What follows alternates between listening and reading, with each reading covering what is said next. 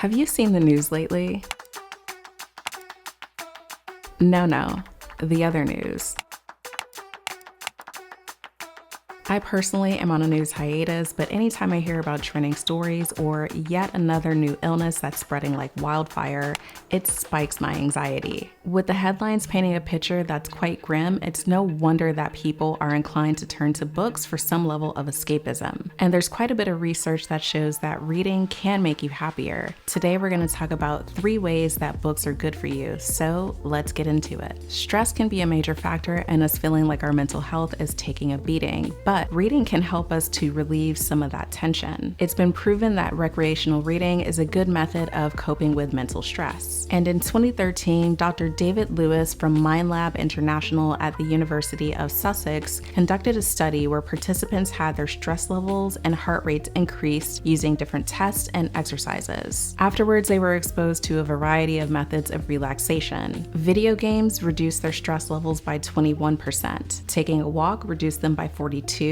Having a cup of tea reduced them by 54%. Listening to music reduced by 61%. But reading beat them all out by reducing stress levels by 68%. And that was just with people reading for only 6 minutes. They were able to slow down their heart rates, ease tension in muscles, and the real kicker is that their new stress levels were lower than before they started. Dr. Lewis says that it doesn't even really matter what it is that's being read, it's just the act of losing ourselves in an engrossing book that's the ultimate relaxation. And that we're not just distracting ourselves, but we're also actively engaging our imagination to enter into an altered state of consciousness. Studies show that sticks with us for a little bit too, especially when we're reading something that has a stronger narrative arc. Our brains will actually hold on to that story for a couple of days, giving us something to revisit later, which might keep our mind off of other things that would normally stress us out. So with all the stress relief that reading can bring us in just 6 minutes, it's also been shown that reading for 30 minutes can provide as much stress relief as us doing yoga for that same amount of time. And in a 2021 online study, a group of about 1,000 people were split into 2 groups where one half read before bed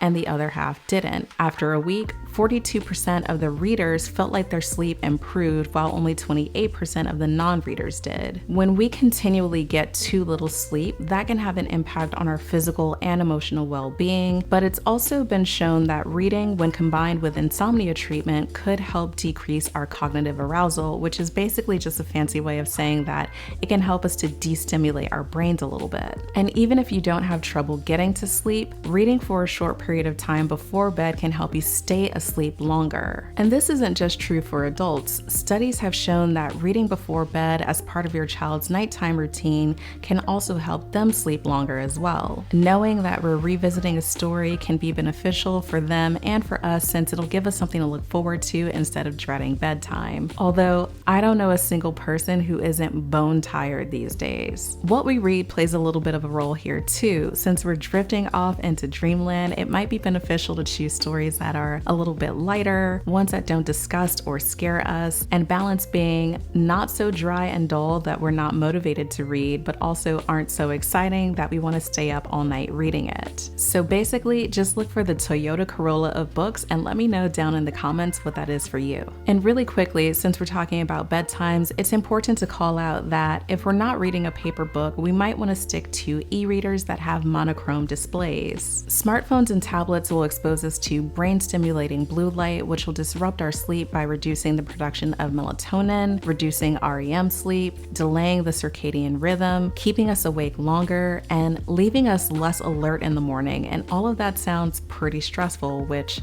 again, we're trying to undo, right? Audiobooks are okay here, and yes, listening counts as reading. A 2016 study actually found no difference in comprehension between reading a book and listening to a book, so choose whichever medium works best for you here. There was a ton of research that went into this video. Many white papers were read, so if you're getting value out of this so far, give this video a thumbs up as we move into our final way that reading makes us happier. This is one of my favorite reasons for reading, particularly particularly with fiction, and it's that it helps us to build empathy, and it also expands our capacity to understand what others are thinking and feeling. But it turns out that not all fiction has the ability to do this. Emmanuel Castano, a social psychologist, ran 5 studies where participants were given different reading assignments. Excerpts from popular fiction, also known as genre fiction, so think of authors like Agatha Christie and Stephen King, literary fiction like Margaret Atwood and Toni Morrison, nonfiction,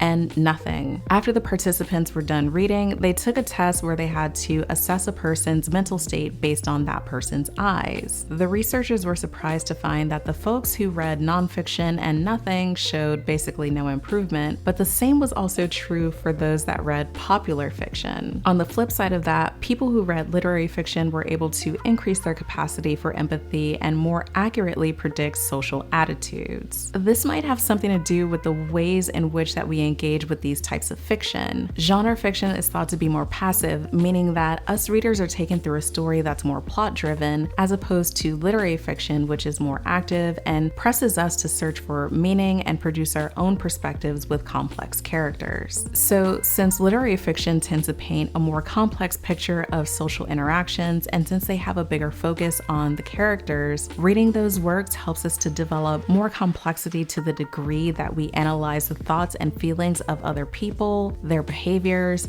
and our society in general. Now, this isn't to say that one type of fiction is better than the other. They're both useful in their own rights. Genre fiction helps us to reinforce our existing social and cultural frameworks, and literary fiction pushes us to assess others as unique individuals, to withhold some of our judgments, and to think more deeply about the world around us and the people in it. Books can lead us to an open mind and make us more tolerable and less prejudice. A study done with a group of students in 2014, before we canceled J.K. Rowling, looked at whether or not reading Harry Potter could improve attitudes towards stigmatized groups of people like immigrants, homosexuals, and refugees. And it showed that reading is a powerful strategy to improving outgroup attitudes. Outgroup bias is a psychological tendency to have a dislike for people outside of one's own identity. We see this most commonly with fan devotion to sports teams and within different political parties. Listen, not only do we live in a world that's divided, but it's also one where we're surrounded by devices, spewing out notifications from people and tasks and headlines, all constantly vying for our attention, so it's pretty easy to feel overwhelmed and want a little bit of escape. As Neil Gaiman says, people talk about escapism as if it's a bad thing. Once you've escaped, once you come back, the world is not the same as when you left it. You come back to it with skills, weapons, knowledge you didn't have before.